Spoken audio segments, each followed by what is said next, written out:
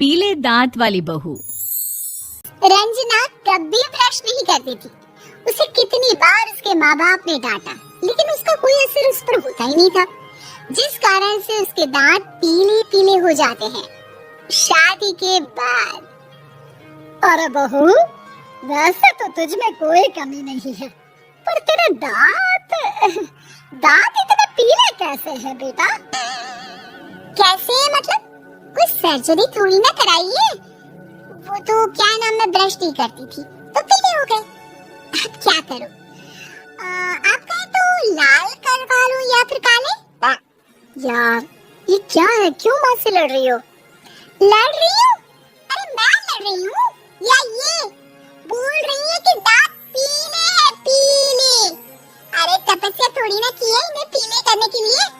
बकायदा ब्रश नहीं किया है 20 साल तक, तब जाकर। कैसी बात कर रही हो? ये उस वक्त तो पीले नहीं थे जब हम लोग तुम्हें देखने आए थे। अरे तब साफ करवा लिया होगा डेंटिस्ट के पास जाकर। अब देखो कैसे पीले पीले लग रहे हैं। रंजना सास की तरफ गुस्से से देखती है। फिर शुरू हो गई पीले पीले पीले। अरे पीले तो तब भी थे जब मेरे हाथ का रसगुल्ला उड़ा उड़ा कर खा रही थी और बोल रही थी, लड़की नहीं गुणों का खजाना दे रहे भाई साहब। अब वो लोग करते भी तो क्या करते, पीले दांत वाली बहू पल्ले पड़ी थी तो झेलना तो था ही। एक दिन कीर्तन में रंजना गाना गा रही थी। अरे कमला बहन, माँ का द्वार आया तो सब शुद्ध होकर आते हैं, फिर अपनी बहू को ब्रश भी नहीं कराती तुम। दूर से पीले पीले दांत भक्ति में बाधा उत्पन्न कर रहे हैं। और कोई 2 साल के बच्ची थोड़ी ना लेकर आई हूँ मैं बहू बनाकर। अच्छी खासी लड़की है, अरे कैसे करवाऊं ब्रश? ये तो उसे खुद करना चाहिए ना। अब माँ बाप तो इसके जैसे तैसे निपटा दिए, ये नहीं सोचा कि सास कैसे संभालेगी। सास बहू को लेकर घर आ जाती है, लेकिन सोच लेती है कि अब इसे लेकर कहीं नहीं जाएगी। अगले रोज बहू कहती है, अरे क्या हो गया, मंदिर नहीं जाना क्या? कीर्तन का वक्त हो रहा है। मेरी मधुर वाणी से कान्हा जी जागते हैं और सोते हैं। आप तो जानती है ना उनकी भक्ति में कितना मन लगता है मेरा।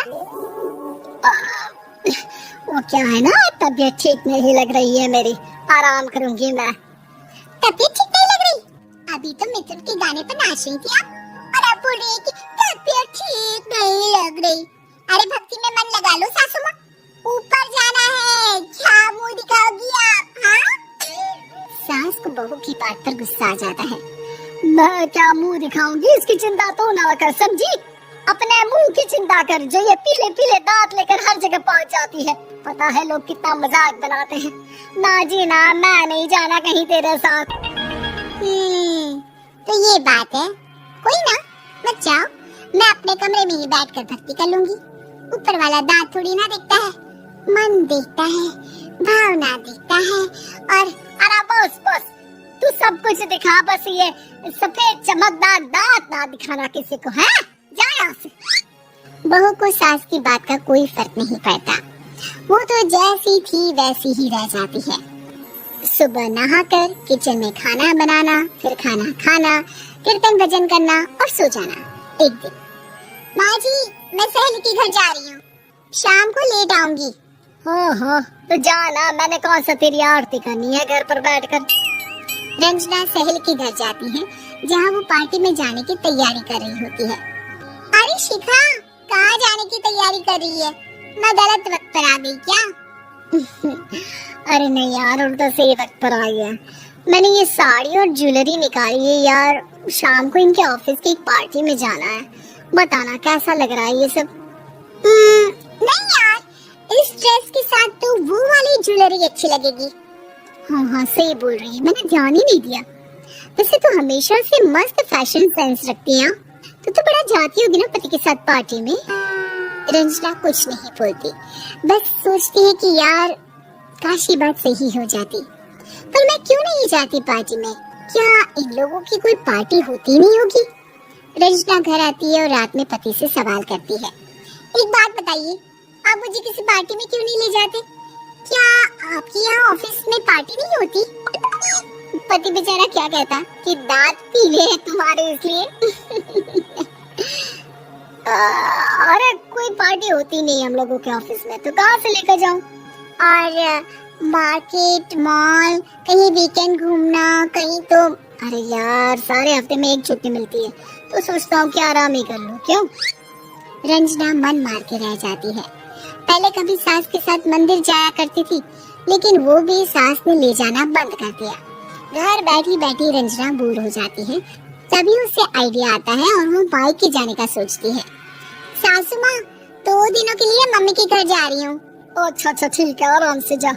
और हाँ, माँ से कुछ अच्छी आदत सीख कर आना कि कैसे शरीर के हर भाग की तरह दांतों की सफाई भी जरूरी होती है, समझी? शुरू हो गई ना आप? वो लोग आपकी तरह नहीं है कि छोटी छोटी बात का बतंगड़ बना दे। उन लोगों के लिए मैं मायने रखती हूँ, ना कि मेरे पीले पीले दांत। रंजना माँ को बिना बताए उन लोगों को सरप्राइज देती है, लेकिन जैसे ही वो दरवाजे पर पहुँचती है, अंदर देखती है कि घर वाले कहीं जा रहे होते हैं। अब माँ, काश रंजना दीदी के दांतों वाली प्रॉब्लम नहीं होती, तो वो भी हम लोगों के साथ चलती ना बुआ जी की बेटी की शादी में। हाँ बेटा, लेकिन अब उसे कौन समझाए कि उसको उसके पीले दांत नहीं दिखते, लेकिन उसके आसपास के लोगों को कितना एम्बैरेसिंग फील कराते हैं। मुझे तो कितनी बार उसके स्कूल की टीचर ने शिकायत की कि उसके साथ कोई लड़की बैठना भी नहीं चाहती, और ना ही कॉलेज में कोई उससे बात करना चाहता था। लेकिन पता नहीं क्यों उसे ये बात समझ में नहीं आती। कोई कमी नहीं है उस लड़की में, बस यही कि दांत पीले हैं। वो तो भला हो जीजाजी और उनकी माँ का, जो दीदी को जैसी है वैसे ही रखा हुआ है। रंजना को अपने घर वालों की बात सुनकर बहुत दुख होता है। वो सोचती है कि वो क्या करे, लेकिन फिर वो सीधा डेंटिस्ट के पास जाती है, अपने दांत चमकाती है और कसम खाती है कि वो रोज ब्रश करेगी। और क्या हो गया? तुम तो 2 दिनों के लिए गई थी ना? पर कोई ना, अच्छा है, चलो आ गई तो। रंजना सास के सामने आकर खड़ी हो जाती है और पूरी स्माइल करती है, उसके चमकदार दांतों को दिखाती हुई। हाँ? चले मंदिर। माँ, मुझे माफ कर दीजिए, मैंने आप लोगों को बहुत एम्बैरेसिंग फील करवाया। मैं आज से रोज ब्रश करूंगी।